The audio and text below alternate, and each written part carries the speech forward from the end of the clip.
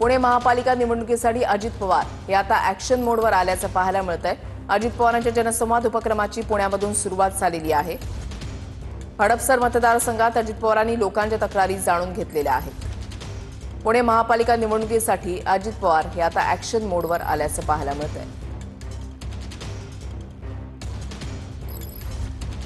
अजित पवारांच्या जनसंवाद उपक्रमाची सुरुवात जी आहे ती सध्या पुण्यामधून झालेली आहे। लोकांच्या काय तक्रारी आहेत ते जाणून घेण्याचा प्रयत्न अजित पवारांकडून या ठिकाणी केला जातोय। अजित पवार यांच्याकडून पहाटेच्या वेळेला विकास कामांचा आढावा हे आपण आतापर्यंत पाहिलेला आहे, मात्र आता जनसंवाद उपक्रमाची पुण्यातून सुरुवात झाली आहे। तेव्हा कुठून तरी उपक्रमाची सुरुवात होणारच ना। चांद्यापासून बांद्यापर्यंत कुठून तरी एका ठिकाणी करावी लागते। ती हडपसर पासून केली, त्या वेगळं काही नाही। लोकांचे प्रश्न सुटावेत, त्याच्यातनं लोकांचे वेगवेगळे त्यांना मदत व्हावी।